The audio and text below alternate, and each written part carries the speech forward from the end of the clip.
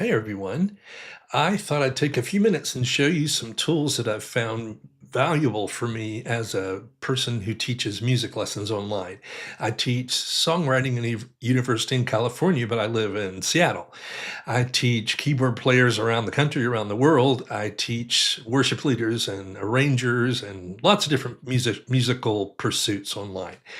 Now, the main thing I wanted to introduce, first of all, is this program called Ecamm Live that lets me create what they call scenes. Scenes are basically, well, it's pretty obvious. A scene is going to have something in it. The next scene will have something different in it, and so forth. For instance, in this scene, I've cropped the images of my picture down some, so there's a little white line around it and some background, and my logo's up top here in one of the corners. Yeah, over there. So that's all good. Now, besides just talking to the people, the one of the great things about Ecamm is that it lets anything I create on my screen become what goes out in the Zoom as the Zoom camera. So, for example, if I wanted to work on a song with my students, a song they'd written or a song I wanted to teach them about, I could display the chord chart on the screen. Now, the chord chart is coming from my iPad, where I'm using an app called GoodNotes, and GoodNotes allows me to load any PDF into it, and then with my Apple Pencil, I can write on the chart. So if I wanted to talk about this A sus chord or the A add 4, I can circle it. If it was a lyric I was critiquing for a student, I could underline the part I was talking about, whatever. Very helpful. And one of the great things about GoodNotes is that the notes I write that they see on the screen aren't just going to be gone once the video or the Zoom call ends. They are now part of GoodNotes, and when I finish the lesson, I can export a PDF of all the things I've written in their chart, and they get that document to study besides just rewatching the video, which is really helpful. So that's that. Now, also I can have multiple pages to the chord chart. So it's pretty much unlimited. I could have a set of staff paper where I could actually write notation on the screen. Really helpful. So that's GoodNotes. Now, besides going back to this screen, and again, everything I'm doing on the screen will be going out to Zoom within that app. Now, what I wanted to show you here is a few things about some other software I use. For example, let me show you this view, which is showing you my keyboard. I play the Yamaha CP88. And when I'm teaching in a certain key, let's say the key of D, like the chord chart I just showed you a moment ago, the D chord is spelled D, F sharp A. The A chord is spelled A, C sharp E. Now you might notice that instead of seeing A, C sharp E, we're seeing A, D flat E. Now, theoretically, that's not incorrect, but it is incorrect for the key of A or D major. That D flat should be a C sharp. So I'm using my Stream Deck, which is here on my desk. Let me get rid of my keyboards. And so there. Look at that. That's something else I can do with Ecamm. Now, if you think about your usual Zoom call where you're just sort of a talking head on the screen and you're trying to make your musical presentation engaging or illustrate something with a real-time note you write out, it's fantastic to be able to do all these things. But what I want you to see here is a view of several of the tools I love. For instance, in the middle of the top of the screen, you'll see the key of E flat major. Now, the song I'm teaching about, the chart's right there below below my picture. It's in the key of D. Now, as I showed you a moment ago, an A chord should be spelled A. Now, see, it's got an A natural as well. That's not necessary in the key of D. So here's the thing.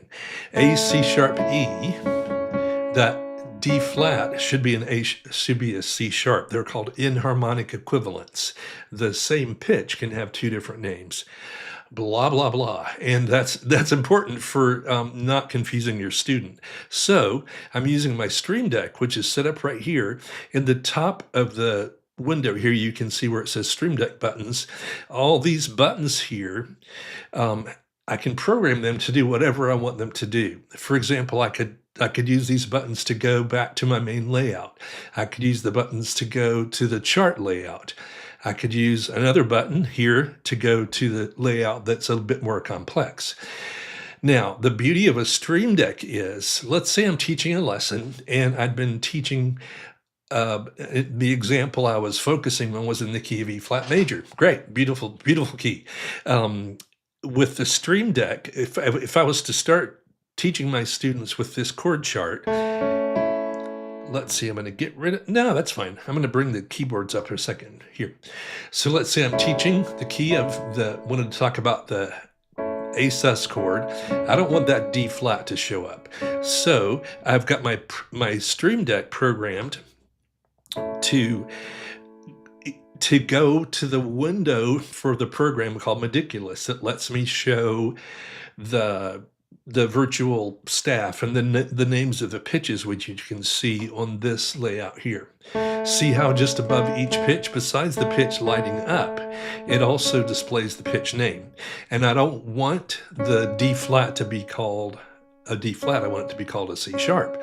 So I've got the buttons in my Stream Deck programmed to allow me with one touch of the button to go to the key of D. Now, the beauty of that is if you're in a Zoom lesson, if you've taught much besides just being a talking head, like I'm currently in this scene, if I'm doing something more involved like this scene, or even just the chord chart scene, and I want to be able to unobtrusively fix it so it's not in the key of E flat any longer, if you work with multiple apps open, you probably realize that your desktop might get a little bit crowded. And for instance, this view will show you what my whole desktop looks like. I've got a lot of other windows open, and in the pressure of a moment, it can be challenging, or it can take a long time to find the right window, to find the right place to click for the key signature, and so forth. So the beauty of the Stream Deck is that it will let you program what you want your key signature to be for the current example. So watch this. I'll do the key of C, the key of G, the key of D, and I'll jump over to B flat and E flat. So that's a quick overview of some of what I've found so helpful for my work as a keyboard teacher. Now, the intriguing thing about the Stream Deck is it's from a company called Elgato. They fairly recently, introduced a mobile version of the Stream Deck, so that instead of having to buy what you see here, this is the Stream Deck XL, which has 32 buttons. It's 8 rows across, 4 rows down. They made a virtual, or they call it mobile Stream Deck Mobile, and that allows you to use an iPad or an iPhone. You can use it for free. Actually, you get, I think, 6x6 buttons. It's a great way to try it out. So I have used the Stream Deck to control starting and stopping of clicks during a worship time, to change the shot that a camera is giving me at a certain moment in a workshop I'm doing, whatever. So I'll put some links in the description below so that you can find these things for yourself. And if you're interested in learning any more about any of these tools, I'd love to talk with you. You can email me at ed@cartoons.com. I should have had a Stream Deck button for this, but see, now that's a great example of what the Stream Deck can save you. Here comes my name and address, but I could have had a button set up for that. And I could set it up. It takes very little time, but that's actually my address, my email from a university in California where I teach. You know what? Since I've got you here, and I'll show you how simple this is. I'm just going to quickly edit my name and address so that it's my non-Concordia. I teach down at Concordia University in Irvine, and have a great bunch of students down there. It's a joy to work with them. If you're searching for a college, by the way, or for a commercial music degree especially, it's a wonderful institution. And so there's my email and phone number. Yeah, so that's that. Now, I'm not going to set up Stream Deck button, but you can see from, let's see, this picture here that I've got lots of empty areas, empty squares. These are literally buttons you push, and they have a little. They're basically an LED display where any graphic you put into it will become what's visible. So it's very intuitive. You can label it to do exactly what you want it to do, or say exactly what the button's going to do. So it's great. And if you'll notice here, you can see, let me see here, I'll go to this view. Oops, no, this view. See how just above where it says Stream Deck buttons, right up here, yeah, you can see a green square. If I press this button, that square becomes green. And the nice thing about the Stream Deck is that it's so well thought out that each of your buttons can have what's called two states. One state, or current look for the button, in this case can be green because I want to know that's the scene I'm currently showing. And if I go to just me over here, that has become green here on the display. And you can also see that here, just above my, where the Stream Deck is sitting. In fact, watch what happens up there. Let's see, no, it will change. Anyway, that's that. Yeah, so that's what I wanted to show you. Now, the beauty of this view here, I'm going to go back to the shot of just me with my keyboards visible. It's so nice. I'm looking for my sustain pedal down there.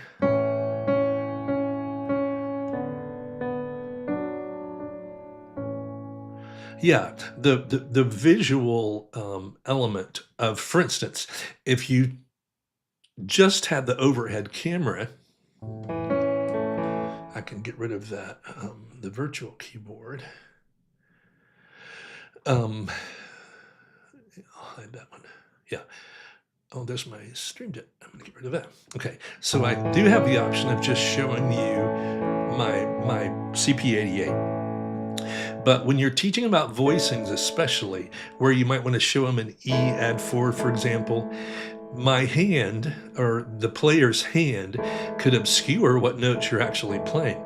That's the beauty of the software I have called Midiculous, which is what allows me to, I'm going to go to the key of E, so you see a G sharp there. Now, see, you didn't even see any of that happen, but with one touch of the button, I've now set the key signature to the right key. So now you see E, G sharp, A, E. So an E add 4 has the third of the chord plus the sus note. And you could, whatever, amazing. And so that's Midiculous. And again, I'll put that in the link below, as in the description below. So you're seeing Midiculous here right now. You're also seeing, and the overhead camera I have up here is from a company called Insta, and it's the Insta 360 camera. And I'll get a little technical on you. It's called a PTZ camera, point, tilt, zoom. So the camera it's on a little gimbal, so it can move anywhere around the room, and you can tell Ecamm to remember where the camera is pointing. And it's a fantastic thing to add to your setup for your teaching online. And I couldn't recommend Ecamm strongly enough. It's literally revolutionized what I've done as a professional musician. I work for Yamaha Music, and I've created 6 videos so far for them, tutorials about 30 minutes long. And it allows me to, sort of as an example of this layout here, I'm showing you there several apps at once. I'm showing you what's called a screen share on the top left of my Stream Deck. That's like a virtual view of how the buttons look. And this is the actual Stream Deck. Of course, I've got my camera up here showing me and my 5-head instead of a 4-head. It's because it's large. And I'm also showing you Midiculous, which is in the top middle where you see the key signature for E major. I'll put it back to C major right now. So it's remarkable. And when you figure, if you've ever done any production of a tutorial video, you know how challenging it can be. Let's say, for example, I wanted to have an overlay of my keyboard as I'm playing. That would be a separate camera. And in most video productions, that overlaid camera of the keyboard being played would be a second bit of video footage that you would have to, in post-production, as it's called, you would have to combine the video of me talking with my hands moving a lot, which is essential for me, my life. Um, then you'd have to overlay the camera, and that's all what's called post-production after you've finished filming. The beauty of Ecamm is that it's done as you record. So I just have to talk and play one time, and the project's finished. So it's really a remarkable tool for you as a musician and or as a architect teacher or a sewing instructor who wants to teach someone how to quilt or do needlepoint, because you could have a similar shot like this shot showing my hands on the keyboard, that could be showing your desktop. For example, if you're an artist teaching someone how to sketch, you could use, in fact, this is a good one I could leave here. This overhead shot could be what you use to show you sketching or carving or wood burning, whatever. It's amazing. And as you can tell, I'm sufficiently geeky that I really love all this stuff. So that's that. And I appreciate you watching. If you want to leave a comment below, I'd love to hear from you, where you're watching from. Also, if you want to if you have any questions about these things, please put that in the comments as well. And I appreciate you today and hope you'll join me next time when I go live. Bye.